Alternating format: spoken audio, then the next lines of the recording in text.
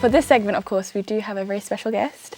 But before I go into it, of course, I do want to say a couple of words. Now, she is, if anything, Superwoman, okay? She has been nominated for the Muslim Women Awards. But not only that, before that, she's done a lot more work before obviously getting nominated.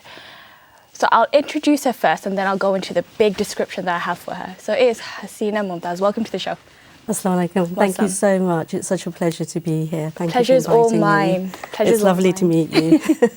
Okay, so of course I know you are a communication specialist, as well as, you know, you've advised some of our mayors of London, specifically Boris Johnson, of course, and Ken Livingstone. Can you tell me a little bit about how you found yourself in that role?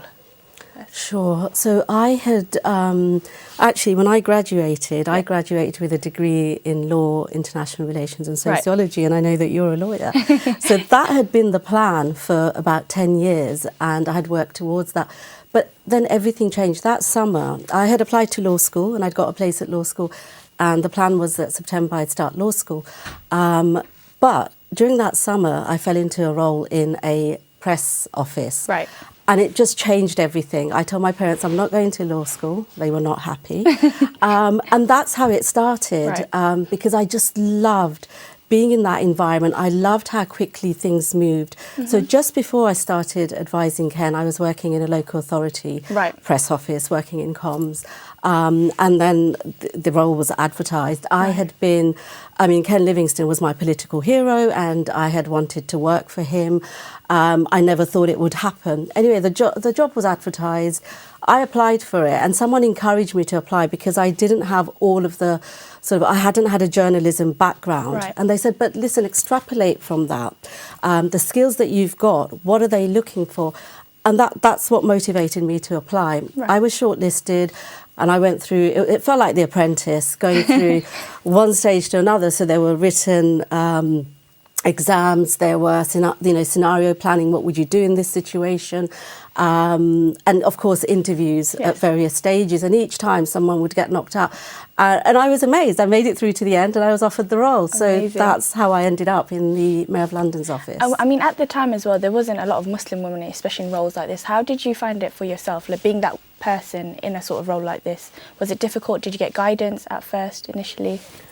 And it's interesting because today I think I'm the only, in 25 years of the GLA, I think I'm the only Muslim woman. It certainly was the case until quite recently, and I don't know now. So yeah, it felt like, gosh, I'm here now, and this is such a huge challenge. But what really, helped me was Ken was very receptive to my advice. So whatever else was going on or happening around me, I was given credibility. When I went in to brief Ken, and it was the same with Boris Johnson as well, they were receptive to my advice, they would ask questions, and so that really boosted my confidence. It did feel like a huge responsibility, and one of the examples is when Boris Johnson was elected then, there was a lot of briefing going on about his views on the Muslim community and things like that. So I used that uniqueness that I brought to the role, and the knowledge I had about Muslim communities and Bangladeshi communities to kind of start bridging that gap. And, it was just Ramadan a few months later after Boris was elected. So I, organised a visit to the East London Mosque, and that was received very well because prior to that, there hadn't been really any contact with the Muslim community since the election. So yeah, there were challenges, but there are also opportunities as well. Of course. I mean, and after that, of course, I know you've gone to establish yourself as an entrepreneur, but of course in different sort of areas. It's not just specifically, communications. You're basically everywhere now, which is amazing. But specifically your project in terms of, I think, is it Soul Globe? It's Soul Gems London. And I'll tell you the background to that. So the business was launched in 2020. I'd been working on it behind the scenes for about a year. And it came from it was actually the death of my son. My son passed away. He was killed in a road traffic collision by an uninsured driver in 2014. My son had been very entrepreneurial, and actually he had just got the keys to his own business. So he was studying for his accountancy qualification. He was working part-time, and through that, this opportunity came up to set up a restaurant business. So in the last sort of 6 to 9 months, that's what he had been working on. Yeah. And he'd always encouraged me to go into business. I said, no, I don't know the first thing about business. It's not, something that I can see myself doing. So when he passed away, for a really long time, I kind of isolated myself with my grief. And then I started thinking, look, this is not how Sammy would want me to be. He would not want me to be living like this in isolation and going through so much grief. Right. And I started coming out and I thought, what would Sammy want me to do? And I know that he had encouraged me to go into business. And I thought, but how do I combine that with my own faith-based values, Right. my love for jewellery, and that's how Soul Gems London was born. Wow. I started working on designs. So I do all the creative designs. You mentioned you're going in and you're doing so many things. You suddenly become an accountant. You become... Even a TV presenter as well at one point, no? I was. Yeah, that's what I was saying. I was looking, I was like thinking, oh my God, this woman is Superwoman. Like I said at the beginning, genuinely, because you've gone on to do a lot of things. And of course it sets, I guess, an example for even us as us growing up. Of course, we look at people, we're like, oh, can we do this? Can we not do that? And it's great to see people like yourself do these things because we're like, okay, maybe I can do it one day. I mean, I feel that I was so blessed to have all these opportunities. Of course. Yes, I presented my own news programme. I've presented on this channel as well. I've been a guest on this channel. So yeah, I did that. And then I was editor-in-chief of a newspaper brand. Right. So it was a newspaper and magazine brand.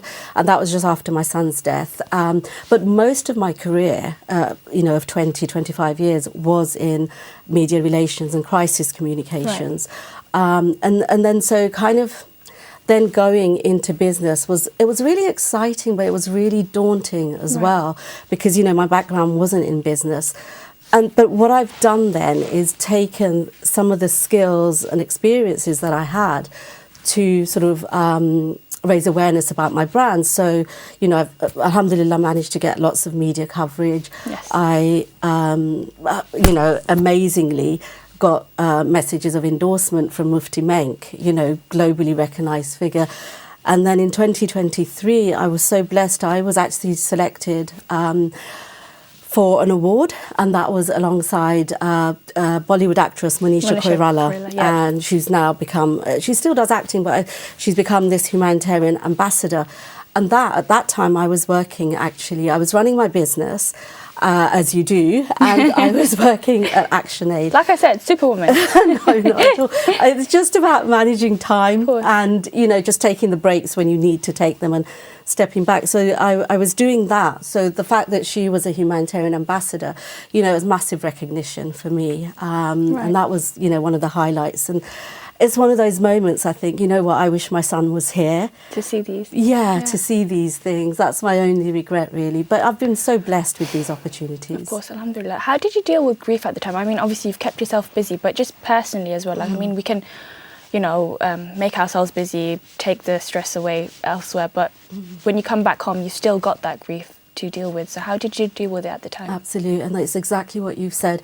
You go out, you do all of these things, but when you go back home, you're dealing with your own grief, and nobody else can help you with that. You have to find that resource within yourself.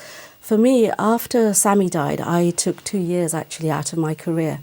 And during that time, I started studying about Islam.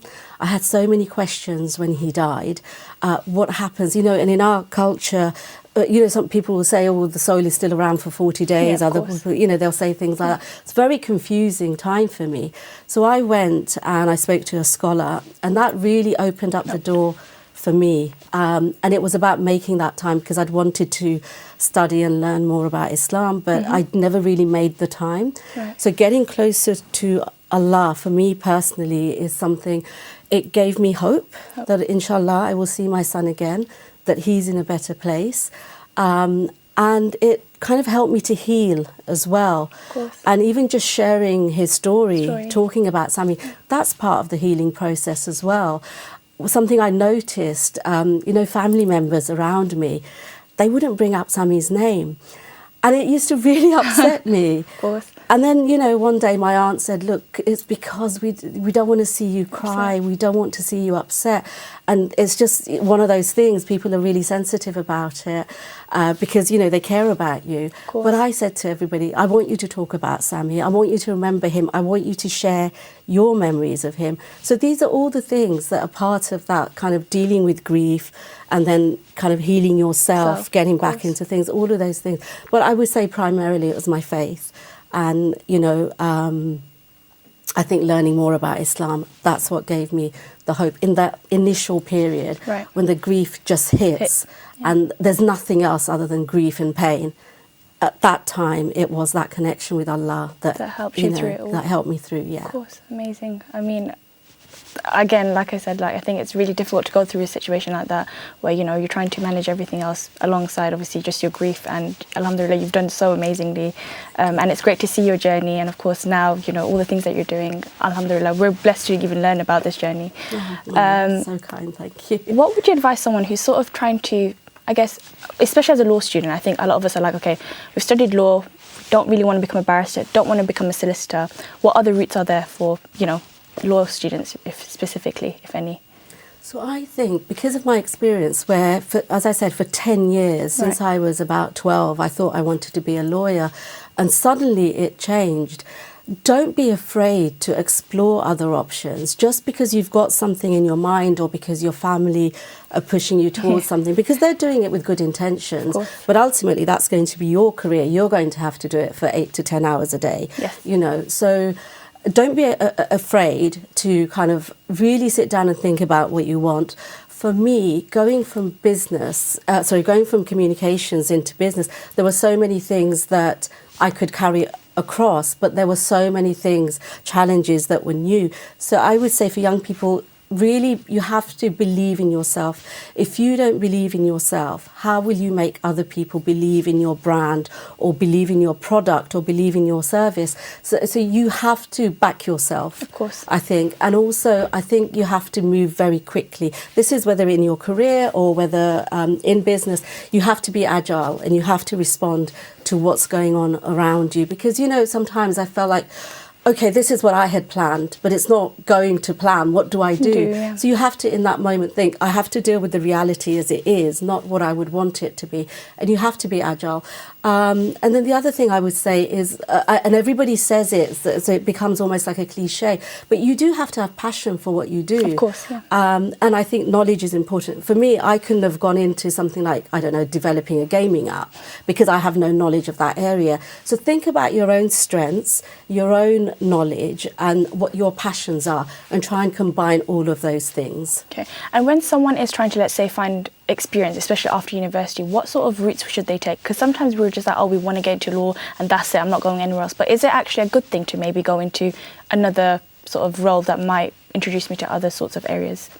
I mean, I think it can be either of those things, really. You shouldn't box yourself in and restrict yourself, but at the same time, I'm quite a pragmatic person, so that's why I said, you know, you've got to deal with the reality that you find yourself in.